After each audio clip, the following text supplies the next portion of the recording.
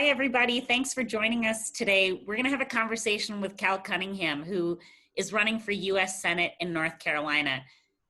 Why is it important for us to pay attention to this Senate seat? Well, if you look at the bigger picture, Democrats are 4 to 5 seats away in November from really having a majority in the Senate, from taking back control. And in the same cycle, Republicans are vulnerable in up to as many as 8 seats. So this is the cycle between now and November, really in the next couple of months, to invest in amazing Democrats who are running to take those Senate seats. And Cal's really at the top of the list. The seat in North Carolina is a toss-up, and he is an incredible candidate with an amazingly talented campaign team that is running one heck of a campaign. You're going to get to know Cal in the next couple of minutes, but let me share with you some of the reasons why I think he's such an impressive candidate and such a deeply values-driven, committed public servant. He's previously served as a North Carolina state senator, in fact, was one of the youngest elected to the state's legislature, spent years advocating for better education, clean air and environment access, and campaign finance reform and responsible government for North Carolinians.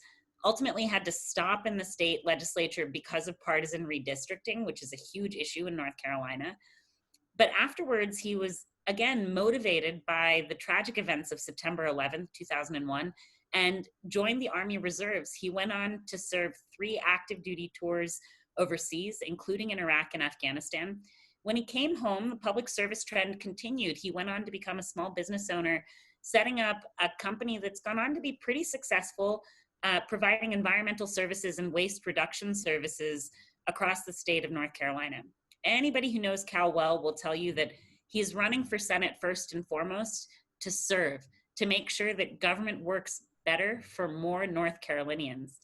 And from what I've seen of his campaign team, and you know I've been spending a lot of time with campaign teams lately, he has one of the most dynamic, nimble, and innovative teams this cycle. And I don't say that lightly. They have rich and deep expertise on campaigning in North Carolina. They have coupled that with amazing expertise and know-how from members of their team that have campaigned in other successful races and taking largely red seats and turning them blue. And they're trying all kinds of creative new techniques to make sure that their candidate and his message are reaching as many people in as many parts of North Carolina as possible. So they built some good momentum, and they've got some amazing plans for the next 6 months, but they need our help. We all, I'm hoping at the end of this video, are going to make a choice to make an investment in Cal and his team, whether with your time and your energy. They'd love your help hosting more of these Zoom conversations, or with your, and possibly with your financial resources. This is going to be one of the most expensive races this cycle, and whatever you can help support the campaign team with a contribution will go a long way to helping us win in November. So let's go meet Cal. Hi, Cal. It's good to see you. Hey, Swati. Thank you so much for having me on. Well, I appreciate you taking the time. I was wondering if we could start with you sharing a little bit more about your story and why you decided to run. Could you share your leadership story with us? Well, sure. So I grew up in the small town of Lexington, the central part of North Carolina, and it's a very tight-knit community where I was active in church and youth group and Boy Scouts and other community-based activities. And I learned growing up a lot about serving other people, about being mindful of our neighbors. We never checked voter registration cards before we found ways to serve. And with those values, with the values having grown up with a small town lawyer dad who would sort of make all of our neighbors' causes his own and go down to the courthouse in our small town and take on some of the biggest interests in the country, I saw that justice requires a fight. And those are foundational values in my life that I took to UNC and to the state Senate at a very young age, and ultimately to the Army, and even building an environmental company here in North Carolina. So you, as you mentioned, you've served in the state Senate, you've served in the military, you've done some amazing work as a small business owner and advocating for climate-related things and more in North Carolina. What have you accomplished that you're most proud of? Well, notwithstanding those professional achievements, I'm the parent of 2 amazing teenagers. And probably the great achievement in my life is that the two of them have grown a very strong social and political conscience. And in fact, in many ways, my decision to run for this Senate seat was brought about from conversations with my kids who, after Parkland, put on black and helped lead their classmates out of school in protest about the risk of school violence and gun violence. My son is working on his Eagle Award, sort of following in a little bit of footsteps about serving in the community. My daughter is very passionate about the environment, and she's passionate about animal welfare. And frankly, a little over a year ago, Swathi, she was watching Morning Joe one morning, and the president had been up all night tweeting outrageousness about gutting the Endangered Species Act. And my daughter we were supposed to be going out the door. I had drop off to school that morning, and my daughter Caroline started yelling at the TV. And then she looked at me and she said, "What are you going to do about it, Dad?" And part of how I answer my incredibly wonderful teenage children is I'm going to be at the top of the ballot. And my daughter, who's now 18, voted for the first time when I was on the ballot on Super Tuesday. That's amazing and incredibly motivating. You know, you were sharing earlier that, in fact, you're in really close quarters with these two teenage children and your wife at the moment because, like so many other Americans, you're living through this pandemic. It's a very personal experience at the same time that you're running for office. I was wondering if you could offer some reflections or thoughts as somebody that's seeking a Senate seat. What do you think is required from elected leadership at this moment amidst this massive coronavirus pandemic to keep North Carolinians safe and healthy? I think about it from a couple of different perspectives, perhaps a little bit from the perspective of having built and grown the environmental company that you mentioned. Also, I think about it from the perspective of having served in Iraq and served in Afghanistan with the Army.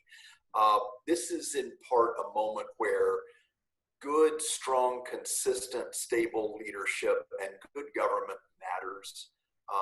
So many Americans have viewed the last few years as a chaotic reality show to provide commentary about, but suddenly government is very personal and people's lives are at risk, people's livelihoods are at stake. And so I think about first the expectation from the public that we govern in a moment like this. I second think about it from the standpoint of defining the core objectives. This is sort of the Army decision-making process.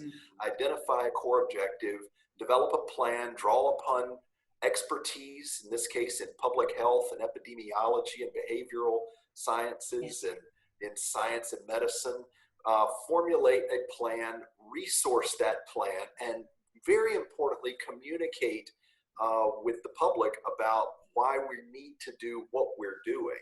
We build a relationship. It's important that our public leaders be known to be reliable sources of good public information, be voices of calm and unity in a time like this, and then to draw on our better angels, that sense that we are our brothers and sisters keepers, highlighting the people who are helping keep us safe and helping get our communities through it.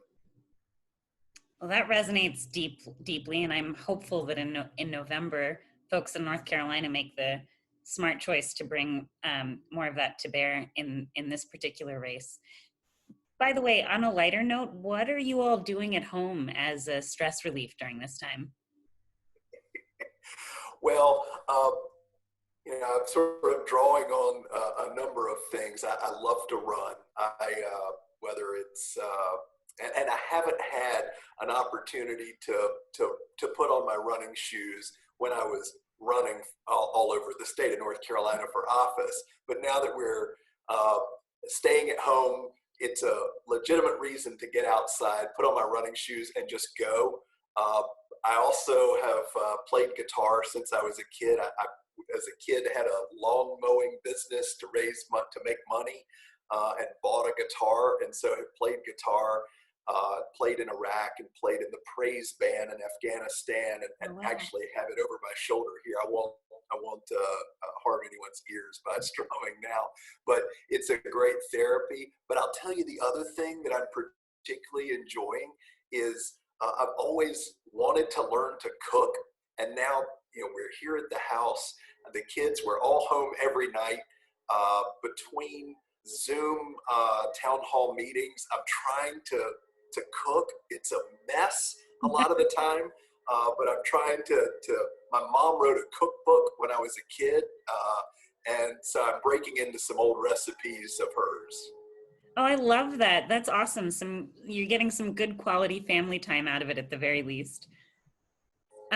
Great. Okay, let's switch gears a little bit, Cal, because you're running for Senate. That's part of the reason why we're having this amazing conversation. And you're in what I think is one of the most heated and interesting Senate races of this cycle. So you came out of March successful, winning the party primary. You are the Democratic nominee, and you're facing off against Tom Tillis in November in a race that many think really is a toss-up. It's a seat that is totally in play for Democrats with you at the front of the charge. Give us an overview of the race and what you think it's going to take for you over the next 6.5 months to be successful in North Carolina. Well, Swati, North Carolina and this Senate seat will almost certainly decide control of the U.S. Senate this fall. This seat is, most commentators rank it as one of the top 3 or 4 most likely seats to change hands this fall. Coming out of the primary on Super Tuesday, I had a very decisive win, but that was after Mitch McConnell set up a super PAC in our primary to attack me and to try to elevate another candidate, a good Democrat, by the way. But in a 5-way race, I ended up with 57% of the vote. Have quickly been able to pull the Democratic Party together, the other candidates who were contesting for this nomination, rolled out endorsements from other key stakeholders that are part of the Democratic Party coalition. And here's why. North Carolina demographically has been shifting in a way that's very favorable for a Democrat. Combine that with the fact that Tom Tillis is deeply unpopular here. He's got questions within his own base. A lot of Republicans distrust him because he flip-flops on issues. Independents who know him well have drawn the conclusion that there are personal and character qualities that they take objection to. And Yep. then a lot of Democrats don't see him pursuing values that we share. So combine a shifting demographic with a unpopular incumbent, and then I've run a campaign through the primary. And coming out of that primary, we've had very strong poll results. Polls showing me leading by 5 points, a couple of polls, a couple with 4-point leads, one with a 7-point lead, even one poll that showed me down but within the margin of error against Tom Tillis, but that shows him deeply unpopular and deeply underwater with a lot of undecideds. So here's the other thing, though, that we know about North Carolina. This is probably going to be the most expensive U.S. Senate race that the country has ever seen. That's not because I want that to be the case. Yep. Say again? Could you share why that's the case? Like what's driving that? Sure. Well, part of it, Swati, is that we've had very rapid population growth in North Carolina. Even since 2016, the population has grown some 8 or 9%.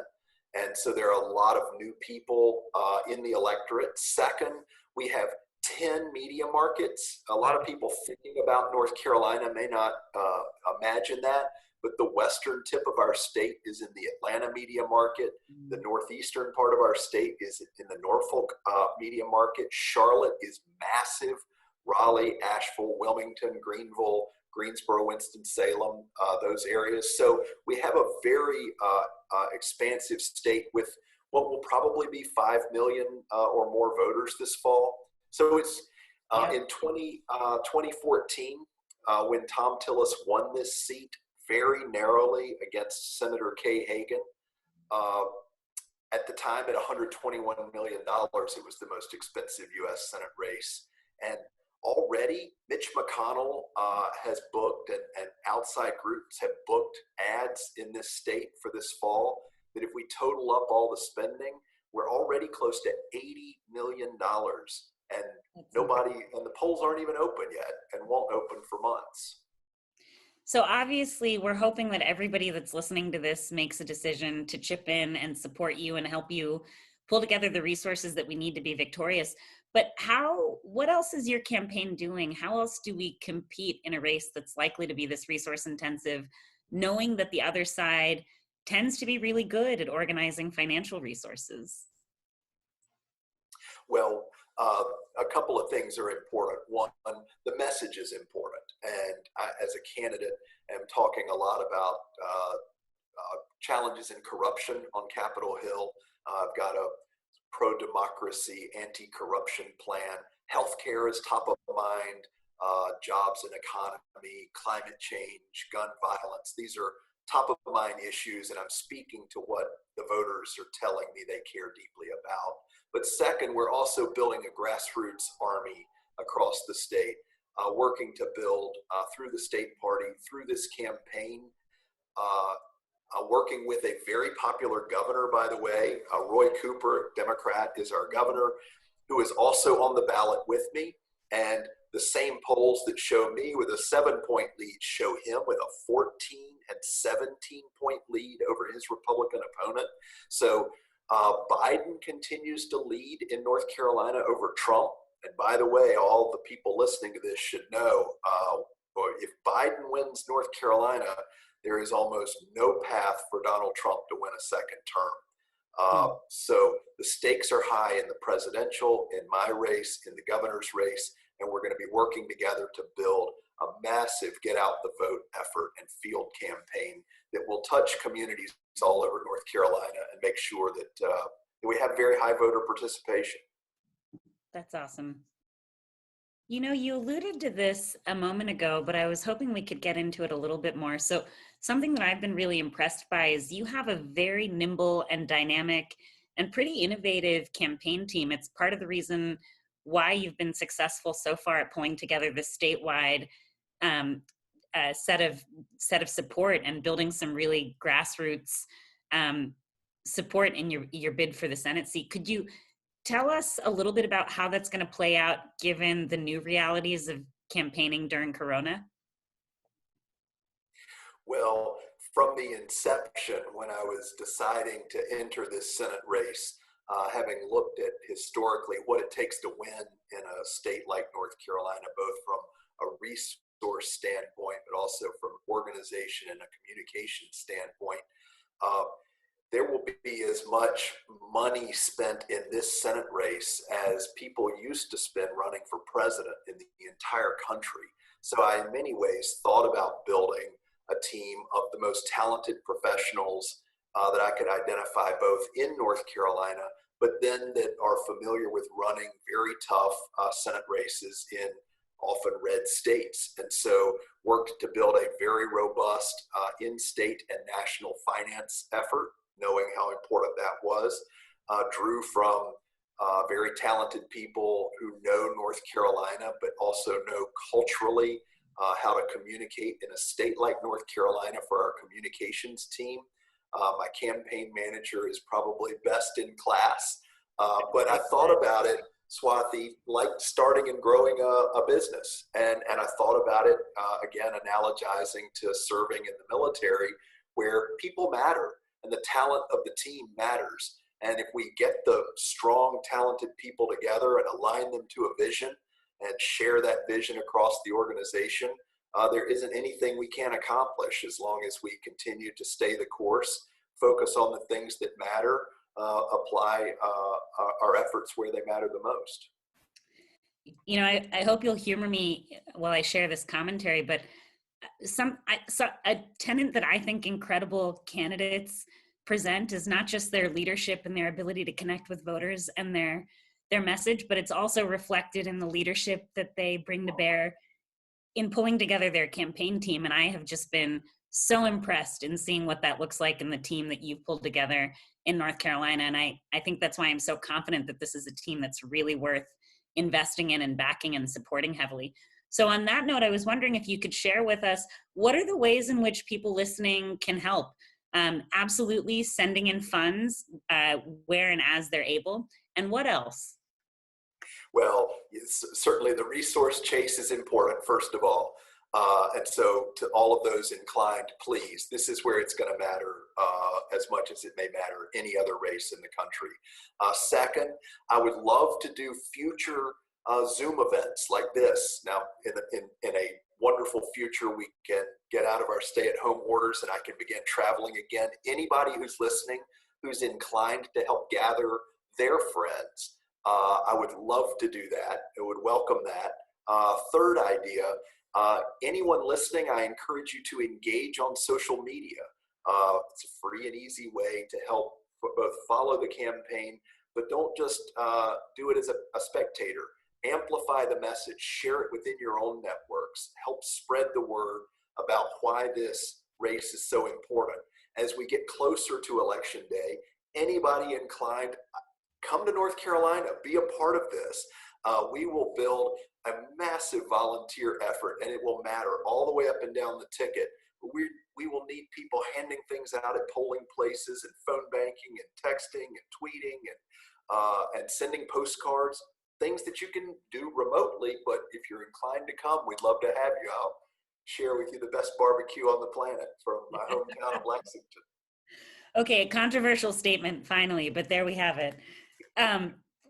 This was really great, Cal. I want to thank you for taking the time to share some of what's going on, this magic that you guys are creating in North Carolina with us. And also, I just want to thank you and your team for getting into the arena and doing this work, because it's important, but I know it's not always easy, particularly given the current circumstances. So thank you so much for your service in this way.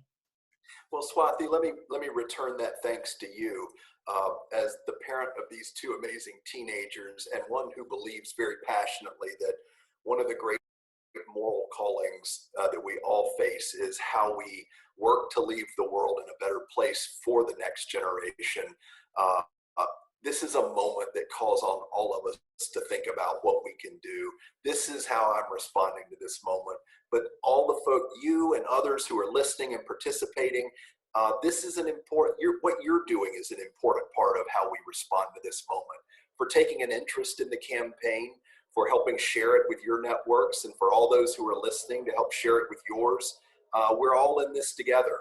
This country will rise together or not at all. And so being involved, being a participant, whether it's by donating or volunteering or just retweeting what we're putting out, it all makes a difference right now. And so it's conversations like this, and it's getting to know you and others on the trail that give me confidence that the future is going to be bright. We're not going to get there by accident. It's going to take a lot of work, but I'm very confident in our future, and I'm grateful to you.